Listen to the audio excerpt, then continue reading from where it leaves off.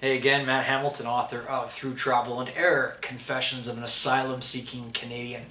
Welcome back to my online readings. Today's chapter, called A to B, is quite a doozy. In fact, it's such a whopper of a chapter, I'm going to split it into two. It deals with my journey from Victoria Falls to Nakata Bay, Malawi.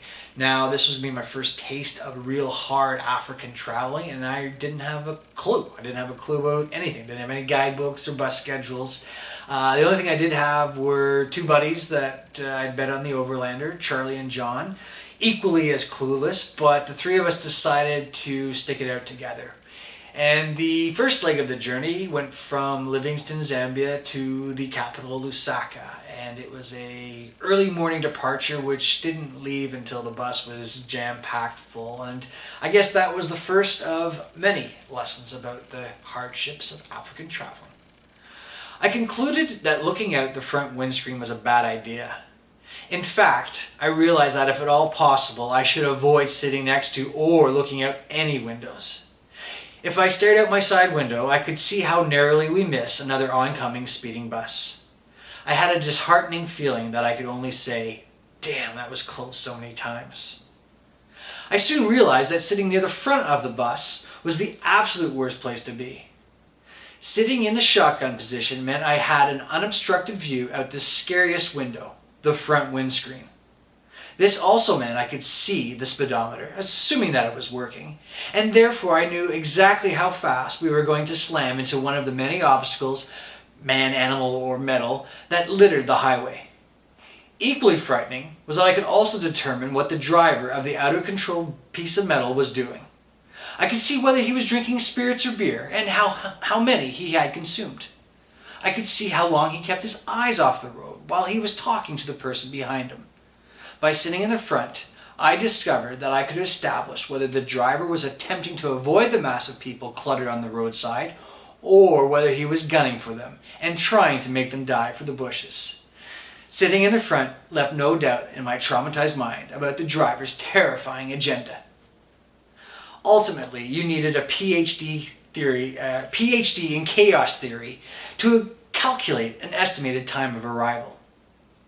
With all the obstacles and dangers throughout this journey, I honestly didn't care what time we arrived in Lusaka, as long as we arrived. All that truly concerned me was that we reached Lusaka in one piece. In the end, this was all that could concern me. There wasn't anything that I could do about any of the other traveling hazards. I credit this recognition to the calm demeanor of my fellow African passengers. These men, women, and children of all ages were dressed in their Sunday's finest, eating packed lunches and gabbing away in an incomprehensible language. They helped me accept that the sketchy conditions associated with third world transportation were an unavoidable part of the package. For an African, it was quite a novelty and an expense to travel by bus. The locals considered the actual journey as much a part of the adventure and story as their final destination. They were correct. This packed, shitty bus, and others like it, would be the only option available to my budget and me. I decided to make the most of the exceptional circumstances. But this was a difficult task to accomplish. After countless near misses, some apparent divine intervention, and a stop at the foulest cesspools of feces, urine, and vomit, otherwise known as a bathroom, we arrived safely in Lusaka and were dropped in the heart of the Zambian capital. Yeah, day one was a lesson, full of them actually. Now, day two was going to be a day of another lessons. We were attempting to get to Lilongwe, which was the Malawian capital.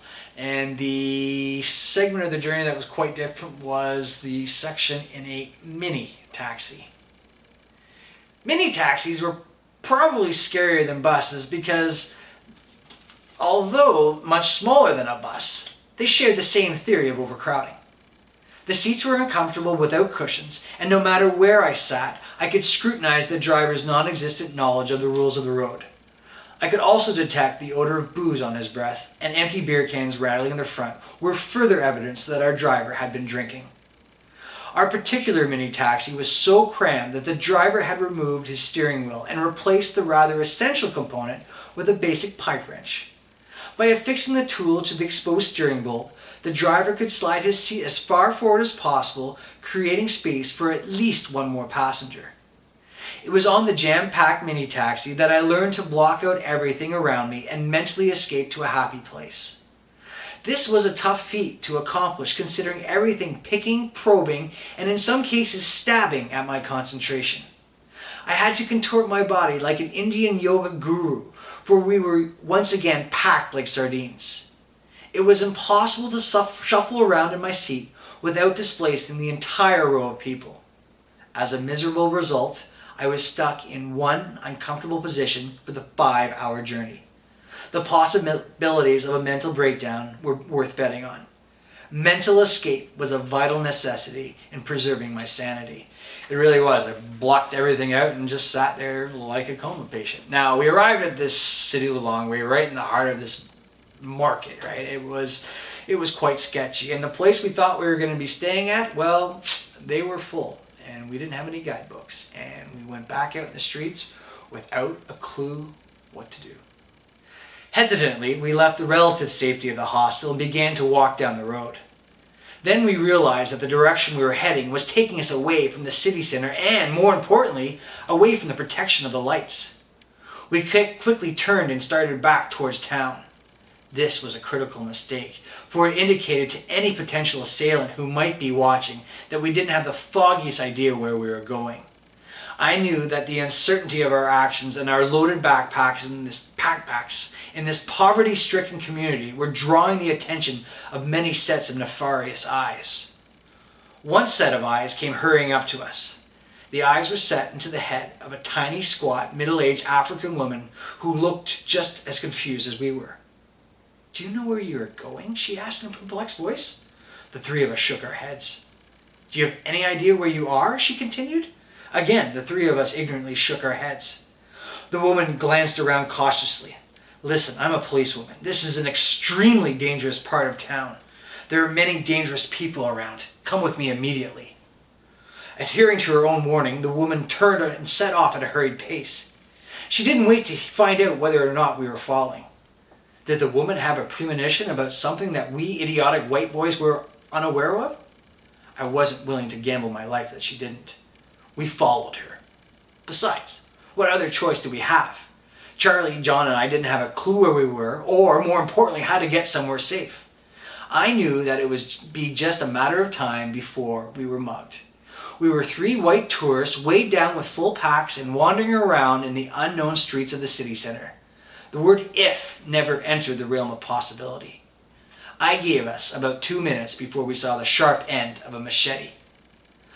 A soupçon of doubt passed through my head that maybe the woman we were blindly following was part of a scam.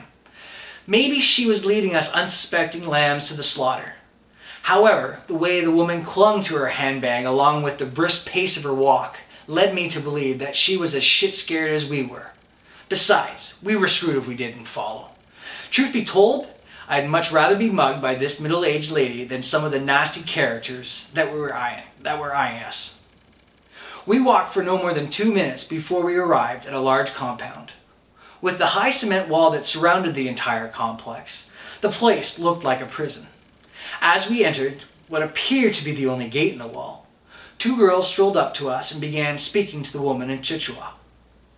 After a minute, the woman, who in my eyes now ranked among the greatest heroines of all time, turned to us and said that there were rooms available and that the girls would show us to reception. She said as long as we stayed within the complex, we would be safe. No sooner had our guardian angel disappeared around the corner when one of the young girls, left with the responsibility of showing us safely to reception, turned to me and casually asked, "You want a woman?" I looked at the other girl for some confirmation that what I had heard and what was being insinuated were one and the same. Her hand was on her slightly thrust hip and the other hand was stroking her front. "You like?" she asked.